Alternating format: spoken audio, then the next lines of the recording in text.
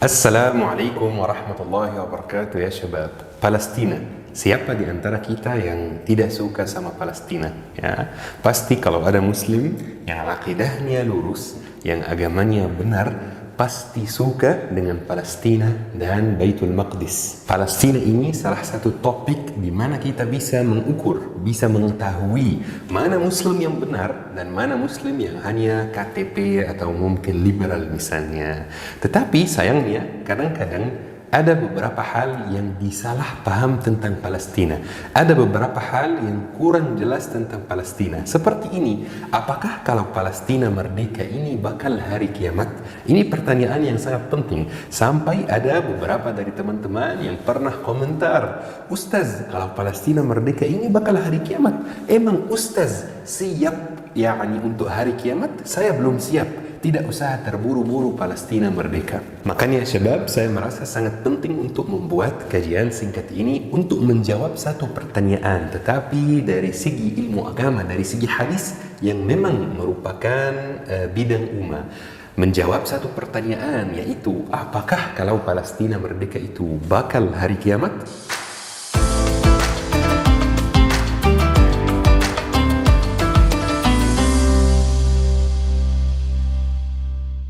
Baik ya syabab, untuk menjelaskan pertanyaan ini ada satu cerita yang sangat menarik teman-teman. Suatu hari pas Rasulullah SAW duduk bersama sahabatnya.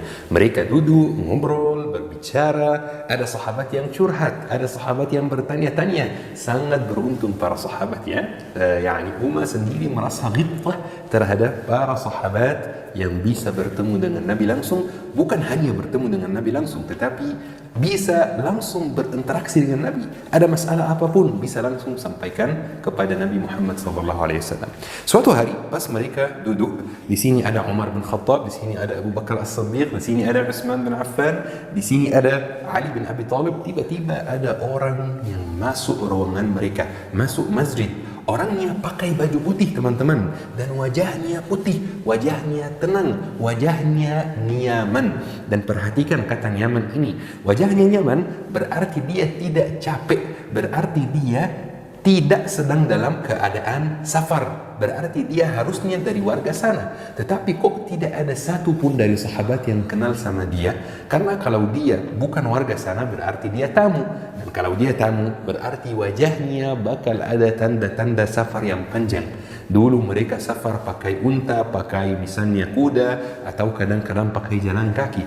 Makanya mereka heran, orang itu masuk tidak mengucapkan assalamualaikum, langsung masuk duduk samping Rasulullah SAW dan bertanya beberapa pertanyaan kepada Rasulullah SAW. Pertanyaan-pertanyaan ini sangat penting teman-teman dan merupakan salah satu pokok agama Islam. Tetapi bukan waktunya ya kita membahas apa pertanyaannya dan apa jawabannya. Ini salah satu hadis Arba'in Nawawi teman-teman. Kalau teman-teman ingin mempelajari Arba'in Nawawi bisa kemarin saya ngisi kitab Arba'in Nawawi dan sudah tuntas alhamdulillah di Syabab Belajar Akademi ya. Teman-teman bisa hubungi mereka di sini. Mereka menyediakan kursus ilmu syar'i, kursus bahasa Arab, tempat yang sangat direkomendasikan. Tetapi kita hanya fokus pada satu pertanyaan saja yang orang itu tanyakan kepada Rasulullah SAW. Pertanyaan adalah mata sa'ah, kapan hari kiamat?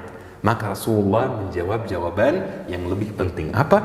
Mal mas'ulu anha bi'a'lama minas sa'il. Yang ditanya tidak lebih tahu dibanding yang bertanya. Maksud Rasulullah, kita berdua tidak tahu. Kalimat yang sangat penting diperhatikan. Mal mas'ulu anha bi'a'lam minas sa'il. Yang ditanya, yaitu Rasulullah, tidak lebih mengetahui dari yang bertanya, yaitu orang itu.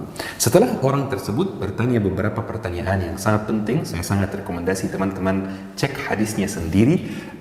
Orang itu keluar. Kemudian sahabat Rasulullah bertanya kepada Rasulullah, ya Rasulullah, ini siapa? Rasulullah menjawab, hada Jibril atakum yu'allimkum umura dinakum.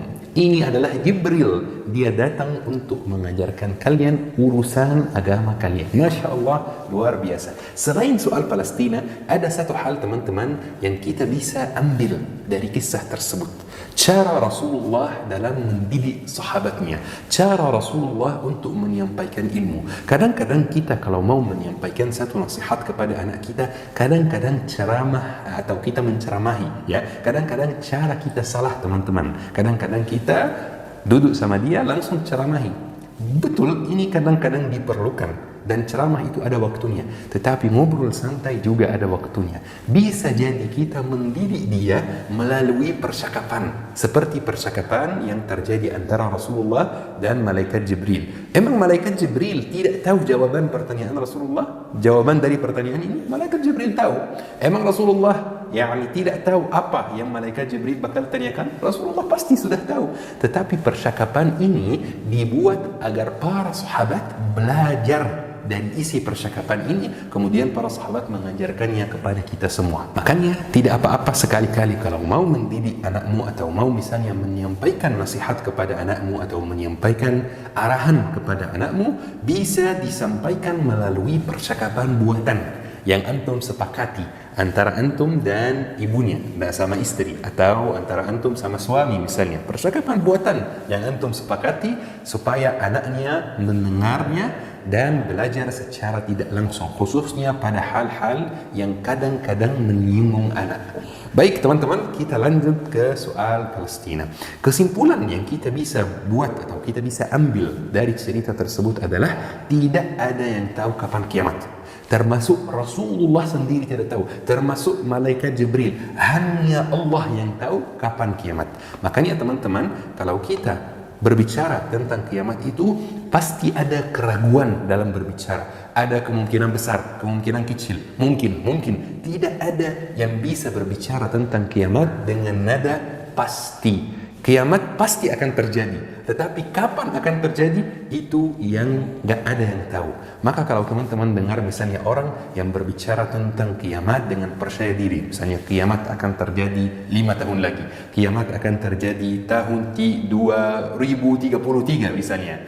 Kemarin kalau tidak salah ada cerita yang sempat viral, mungkin teman-teman masih ingat, kiamat akan terjadi tahun 2012 dan sekarang ini tahun 2023 tidak ada yang terjadi. Maka teman-teman, kalau ketemu orang yang berbicara seperti itu, tutup kajiannya, tutup videonya, karena dia pasti tidak lebih tahu dari Rasulullah sallallahu alaihi wasallam. Kita tidak tahu kapan kiamat teman-teman, tetapi Rasulullah juga sudah menyampaikan kepada kita beberapa tanda, beberapa hal yang kalau terjadi maka ini tanda bahwa kiamat sudah dekat.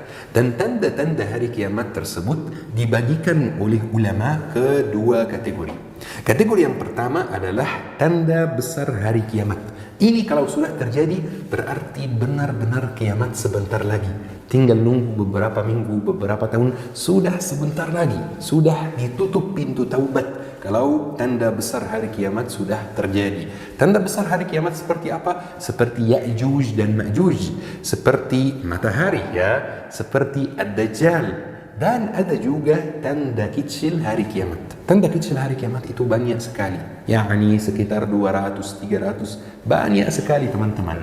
Ada yang sudah terjadi dari tanda kecil hari kiamat, dan ada yang belum terjadi, dan ada yang sedang terjadi. Tetapi ini bukan pembahasan kita hari ini. Karena teman-teman, salah satu hadis yang isinya tanda hari kiamat itu adalah hadis yang sangat terkenal. Rasulullah bersabda, "U'dud sittan baina yaday sa'ah." Hitung 6 perkara. Jika 6 perkara ini terjadi, maka kiamat akan, atau ini tandanya kiamat sudah dekat.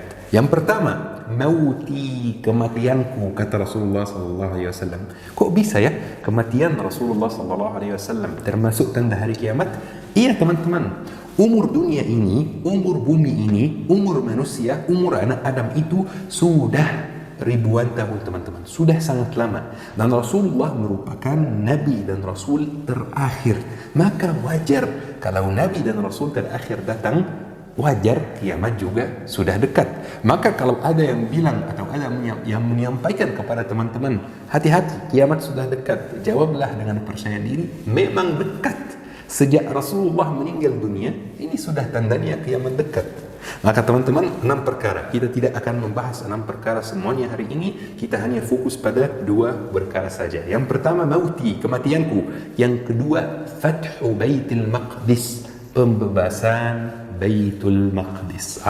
Mungkin kalau ada yang baca hadis untuk pertama kali bakal bilang seperti ini, Ustaz, lihat, pembebasan Baitul Maqdis ini termasuk salah satu tanda hari kiamat. Berarti kalau Palestina merdeka, ini bakal hari kiamat, Ustaz. Dan ini kurang tepat ya syabab. Kenapa? Karena syabab, kalau kita pelajari ilmu hadis harus ada guru. Tidak cukup belajar dengan Syekh Google, ya. Tidak cukup kita terjemahkan hadisnya merasa sudah tahu semua. Tidak cukup kita baca 1 atau 2 atau 3 buku merasa sudah alim.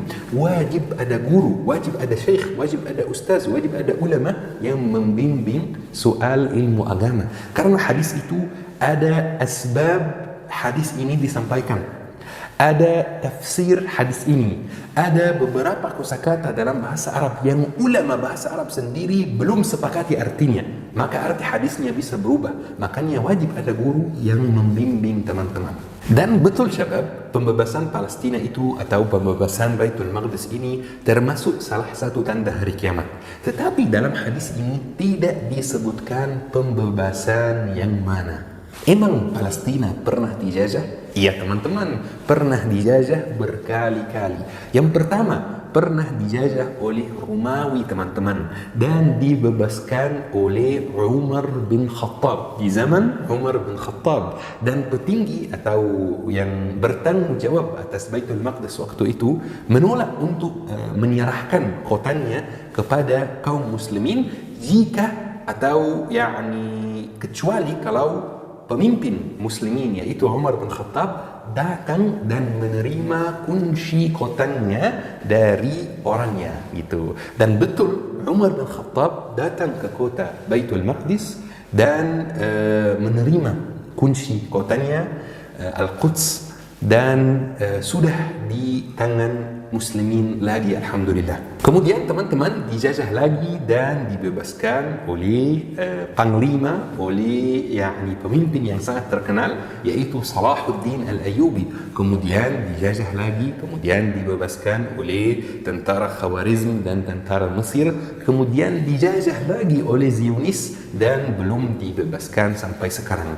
Dan belum ada bukti, belum ada dalil kalau ini penjajahan terakhir. Bisa jadi besok Palestina dibebaskan dan lusa dijajah lagi, kemudian dibebaskan, kemudian dijajah lagi. Tidak ada dalil, tidak ada bukti satupun kalau penjajahan Zionis ini adalah penjajahan terakhir Palestina. Jadi ya syabab, kesimpulannya kalau Palestina merdeka itu belum tentu hari kiamat. Yang kedua, pembebasan Palestina yang ada di hadis Rasulullah SAW belum tentu pembebasan yang sekarang atau yang akan terjadi insyaAllah. Bisa jadi pembebasan yang lain, atau bisa jadi pembebasan yang sudah datang, misalnya di zaman Umar bin Khattab. Dan nomor 3 ya syabab, narasi tersebut bahwa jika Palestina merdeka akan hari kiamat, ini narasi yang sangat disukai oleh Zionis. Biar umat Islam bilang kayak gini, untuk apa terburu-buru membebaskan Palestina? Kalau Palestina merdeka itu bakal hari kiamat, saya belum siap untuk hari kiamat, makanya harus santai, biar kita santai untuk membebaskan Palestina. Ini narasi yang sangat disukai oleh Zionis teman-teman. Baik ya syabab, mungkin ada teman juga yang akan menyampaikan seperti ini, Ustaz, ada hadis dari Rasulullah SAW. Rasulullah bersabda, la taqumus sa'ah hatta tuqatilul yahud. Kiamat tidak akan datang kecuali kalian memerangi orang Yahudi. Jadi dia mikirnya seperti ini, Palestina itu sedang di bawah penjajahan Zionis, dan Zionis itu Yahudi. Maka kalau Palestina merdeka, pasti akan terjadi perang antara orang sana dan Yahudi. Berarti ini yang dimaksud di hadis Rasulullah SAW. Dan ini salah juga teman-teman, karena kalau kita pelajari hadis, wajib kita juga pelajari tafsir ulama. Tidak cukup membaca hadisnya saja, karena orang yang memikir seperti itu atau menyampaikan seperti ini, dia nggak tahu kalau umat Islam sudah pernah memerangi Yahudi. Itu sudah terjadi di zaman Rasulullah SAW. Yang dimaksud di hadis Rasulullah itu perang yang sudah terjadi di zaman Rasulullah ketika sahabat memerangi Yahudi, ya Yahudi Bani Quraidah, Yahudi suku-suku Yahudi lain yang ada di Madinah waktu itu. Jadi hadis Rasulullah itu bukan dalil bahwa kalau Palestina merdeka akan hari kiamat. Jadi ya syabab, kesimpulan dari kajian singkat hari ini, pembebasan Palestina yang di hadis Rasulullah belum tentu pembebasan yang akan terjadi insya Allah. Palestina merdeka itu belum tentu hari kiamat. Ini yang perlu saya underline bahasa Inggrisnya ya. Palestina merdeka belum tentu hari kiamat teman-teman. Dan sebenarnya kita sebagai orang muslim tidak diperintahkan untuk begitu memperhatikan soal tanda hari kiamat. Ketika ada seorang Arabi yang datang kepada Rasulullah SAW dan bertanya, "Ya Rasulullah, mata as-sa'ah? Kapan hari kiamat?" Apa jawaban Rasulullah? Rasulullah tidak menjawab, "Saya tidak tahu kapan kiamat." Rasulullah tidak menjawab, "Untuk apa tanya kapan kiamat?" Rasulullah menjawab, "Madza a'dadtu laha?" Apa yang kamu siapkan untuk hari kiamat? Ini yang perlu kita pikirkan teman-teman. Tidak usah begitu memikirkan kapan hari kiamat, tanda-tanda hari kiamat, apa yang sudah terjadi, apa yang belum terjadi. Pikirkan apa yang Anda siapkan untuk hari kiamat. Pikirkan sedekahmu. Apakah sedekahmu banyak? Apakah antum rutin sedekah dari harta, dari gaji, dari hasil penjualan? Pikirkan salatmu. Apakah salatmu tepat waktu? Apakah salatmu khusyuk? Pikirkan sunnahmu. Apakah antum mengerjakan sunnah qabliyah, ba'diyah? Apakah antum mengerjakan sunnah salat tahajud? Pikirkan hubunganmu dengan orang lain. Apakah antum suka menolong orang lain? Pikirkan persiapan untuk hari kiamat. Jangan pikirkan kapan hari kiamat. Teman-teman, ada satu hadis yang sangat penting. Rasulullah bersabda, jika hari kiamat terjadi, sedang sekarang terjadi tanda hari kiamat, dan di tangan kita ada bibit, maka kata Rasulullah, jika kamu bisa untuk menanam bibit ini sebelum terjadi hari kiamat, maka tanamlah bibit ini. Untuk apa ditanam? Kan kita menanam bibit itu untuk menjualnya, misalnya setelah menjadi buah ya, atau tanaman, untuk menjualnya atau untuk makannya atau untuk ada wanginya misalnya. Kalau kita tanam sekarang, kita nggak bakal melihat hasilnya karena ini hari kiamat. Tetapi Rasulullah ingin mengajarkan kita bahwa ikhtiar saja. Lakukan apa yang kamu mampu lakukan sekarang dan tidak usah memikirkan kiamat. Jika ada bibit di tanganmu dan sudah terjadi hari kiamat, tanamlah bibit ini. Semoga insya Allah teman-teman kajian materi hari ini mudah dipahami. Semoga bermanfaat. Ayo kita akhiri kajian singkat hari ini dengan doa kafaratul majlis. Subhanakallahumma bihamdik, asyhadu an la ilaha illa anta, astaghfiruka wa atubu ilaik. Syukran. Assalamualaikum warahmatullahi wabarakatuh.